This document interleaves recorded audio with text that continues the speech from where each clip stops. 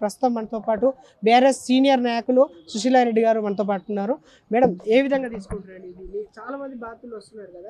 ఏ విధంగా అంటే ఏందండి, కడుపు తరుక్కుపోతుంది. పొద్దున లేవగానే టీవీలలో వాళ్ళ ఆర్తనాదాలు, వాళ్ళ ఏడుపులు, పిల్లలై, గర్భవతులై, చిన్నపిల్లలై, ఆడపిల్లలు ఉన్నారు. మా భర్త పక్షవాతం వచ్చింది, నా బుక్కులు లోపల ఉన్నాయి. ఒక్కొక్కరిది ఒక రకమైన విదారకరమైన చర్య. ఇది ఎంత ఏడుపు వస్తున్నదంటే టీవీ ఒక్కొక్కసారి నేను బంద్ చేసుకుంటున్నా. ఎందుకంటే యూట్యూబ్ చేసినా, టీవీ పెట్టినా కూడా ఇదే బాధ. వాళ్ళ బాధ చూడలేకుండా అవుతున్నాం.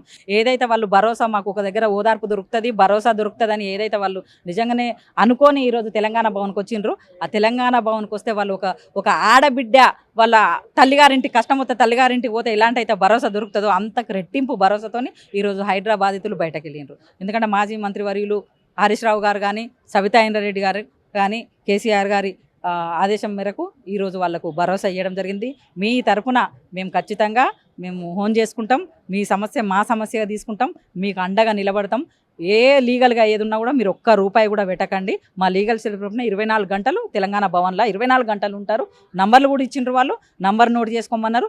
ప్రతి ఒక్కరు ఇంకా కూడా ఎవరన్నా రానోళ్ళు ఉంటే, విననోళ్ళు ఉంటే కూడా ప్రతి ఒక్కరికి నా తరఫున కూడా నేను చెప్తున్నా, ఒక బీఆర్ఎస్ వారియర్గా ప్రతి ఒక్కరు నోట్ చేసుకోండి. ఏ గంట, ఏ నిమిషం ఏది మీకు వచ్చినా కూడా బీఆర్ఎస్ పార్టీ మీకు అండగా ఉంటుందని మా నాయకులు చెప్పిండ్రు. నేను కూడా చెప్తున్నా. మేడం, ఈ హైడ్రా బడాబాబుల మీద కాకుండా సామాన్య ప్రజల మీదనే పడుతుందని చెప్పేసి చెప్పుకోవచ్చా మేడం? చెప్పుకోవచ్చు కదా. ప్రజలందరూ చూస్తున్నారు కదా. ఫస్ట్ వాళ్ళు అన్నది ఉన్నది కదా. ఇప్పుడు ఫస్ట్ నోటీస్ ఇచ్చిండ్రు, మరి పేదోళ్ళకి ఎందుకు ఇస్తలేరు నోటీస్? పేదోళ్ళకి ఇస్తలేరు, ఎవరికి ఇస్తలేరు. వాళ్ళ అన్నకు ఇచ్చి 1 నెల రోజులు తెచ్చుకున్నారు. అట్లా వాళ్ళ అన్నది కాకుండా పెద్దోళ్ళే చాలా ఉన్నాయి. ఫస్ట్ నిజంగా కూడా ఒకవేళ న్యాయంగా, నిజంగానే నువ్వు న్యాయమైన పనితీరుతోని నిజంగా పాజిటివ్గానే ఆలోచించుకోవాలి. అట్లా చేసుకుంటే అది ఫస్ట్ వాళ్ళే పెద్దోళ్ళే తీయాలి. కానీ అదంతా ఏం లేదు.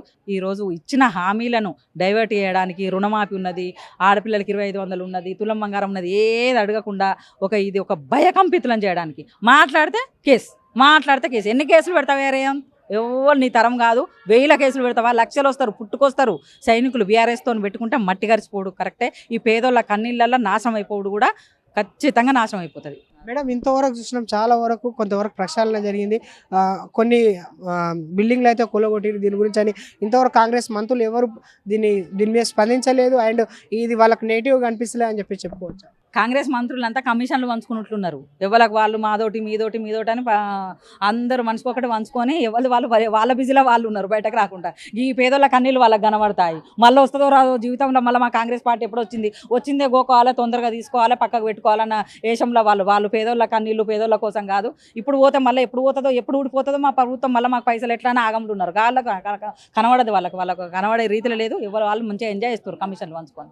వాళ్ళు మాట్లాడే పొజిషన్లో లేరు వాళ్ళు. ఇప్పుడు హైడ్రా పర్యావరణాన్ని పరిరక్షించే దిశగా పోతుందని చెప్పేసి అనుకోసా, లేకపోతే ఏ విధంగా వెళ్తుంది మేడం?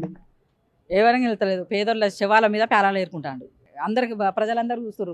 నిజంగానే ఒకవేళ పరిరక్షణ అయితే పెద్దోళ్ళది బిల్డింగులు అది కాదా? పరిరక్షణ కాదా? పెద్దోళ్ళు పెట్టి పేదోళ్ళ ఒక భయకంపితులను చేసి ఇది ఒక డ్రామా. హైడ్రా అనొద్దు మీరు, మీడియా హైడ్రా అనొద్దు. హైడ్రామా ఇది అంతే. దానికి మొత్తం పేదోళ్ళ కన్నీళ్ళు మొత్తం కొట్టుకుపోతాడు. మొత్తం అంటుంటారు. ప్రతి ఒక్కల బాధితులకు బీఆర్ఎస్ ఈరోజు పార్టీ అండగా ఉంటుంది. ఇప్పుడు ముందు వచ్చే స్థానిక సంస్థల ఎలక్షన్ల గురించి అని చెప్పేసి ఇది హైడ్రా ప్లస్ అవుతుందా, కాంగ్రెస్కి మైనస్ అవుతుందా మేడం? ప్లస్ కాదు, మైనస్ కాదు. అసలు పార్టీ ఉండకుండా పోతుంది. మొత్తం పునాదులు లేకుండా పోతుంది. ఇంకా ప్లస్ ఎక్కడిది, మైనస్ ఎక్కడిది? కార్పొరేషన్లలో 100 బీఆర్ఎస్ పార్టీ దూసుకొస్తుంది. ఇప్పటికే ప్రతి ఒక్కరు ఇట్లా ఏడుస్తున్నారు. కేసీఆర్ రా, ఎక్కడున్నవరా బాపు, ఎక్కడికున్నవరా అని కోరుకుంటున్నారు. ఈరోజు ఎప్పుడు వస్తారంటారు మేడం ప్రజాశక్తిలోకి కేసీఆర్ గారు? ఇవన్నీ ఇంతమంది సమస్యలు మీరు చెప్తున్నారు కదా, అవన్నీ నిజమే అయితే కేసీఆర్ గారు ముందుకు వచ్చి పోరాడుతున్నారు? కేసీఆర్ ముందున్నా వెనుకున్నా ఎక్కడున్నా మొత్తం ప్రజలల్లో మనుషులు ఉన్నారు. కేసీఆర్ గారు అవసరం ఉంది. కేసీఆర్ గారు ఇప్పుడు హరీష్ రావు గారు మాట్లాడుతుంటారు, కేటీఆర్ గారు మాట్లాడుతున్నారు, మా మంత్రులు మాట్లాడుతున్నాం, మేము మాట్లాడుతున్నాం. ప్రతి ఒక్కరు కేసీఆర్ గారు ఆజ్ఞతోనే ఆదేశాల మేరకే మాట్లాడుతున్నాం. కేసీఆర్ ఎక్కడుంటే కేసీఆర్ 10 ఏళ్ళు ఎక్కడుంటే కలవలేదు అన్నారు. కేసీఆర్ గారు ఎక్కడుంటే ఎంతో మంచిగా నడిచింది, ఇప్పుడు ఎట్లా నడుస్తుంది ప్రజలందరూ అర్థం చేసుకున్నారు. కేసీఆర్ ఉన్నారంటే ఎక్కడున్నా కూడా కరెక్ట్ నడుస్తుందా, పాలన నడుస్తుందా, పార్టీ చేసే పని మన నడుస్తుందా, ప్రజలకు అండగా ఉన్నామా లేదా అనేది చూసుకోవాలి. ఎప్పుడు వచ్చేది అనేది అది కేసీఆర్ గారి నిర్ణయం. గత 10 సంవత్సరాలు అక్రమ కట్టడాలు, అక్రమ పర్మిషన్లు చాలా ఎక్కువై ఈరోజు బిల్డింగ్లు చాలా వరకు వెలిసినాయి అని చెప్పేసి అంటారు మేడం. ఇప్పుడు దాని గురించి ఇప్పుడు 10 ఏళ్ళ నుంచి వెలవలే, 30-40 ఏళ్ళ నుంచి ఉన్న వాళ్ళని కూడా ఇప్పుడు చెప్తున్నా రోజు టీవీలో చూస్తున్నారు కదా. 30 ఏళ్ళు, 40 ఏళ్ళు, 20 ఏళ్ళు, 15 ఏళ్ళు, 10 ఏళ్ళ నుంచి ఎక్కడ వెలిసినాయి? 10 ఏళ్ల నుంచి ఏమన్నా ఉంటే ఒక ఉండొచ్చు. ఇప్పుడు ఒక 100 ఉన్న కాడ ఓ 10 ఉండొచ్చు. కరెక్ట్‌గా దాన్ని బట్టే వీళ్ళు ఇచ్చిండ్రు కదా! ఫస్ట్ పర్మిషన్ ఎవళ్ళు ఇచ్చిండ్రు, దానికి ఏది ఇచ్చిండ్రు అని అధికారుల మీద చూసుకోండి. ఏం జరుగుతుంది, ఒకవేళ అక్కడ కూలగొట్టానంటే వాళ్ళకి ఎక్కడ ప్లేస్ చూపెట్టాలి, దానికి అనుగుణంగా వాళ్ళని ఏం చేసి మీరు చేయండి. ఒకవేళ నిజంగా మంచి నిర్ణయంతో చేసేటోడైతే అట్లా చేస్తాడు. భయకంపితులను చేసి డైవర్ట్ పాలిటిషియన్ చేసేటోడు అవన్నీ ఏం ఆలోచించాడు. కాబట్టి ఇదంతా రాక్షసానందం పొందుతుండు. అది ఖచ్చితంగా తగిన బుద్ధి చెప్తారు ప్రజలు. ఫైనల్గా బీఆర్ఎస్ ఈ హైడ్రా మీద ఆపోజిట్గా ఏ విధంగా పోరాడుతుంది?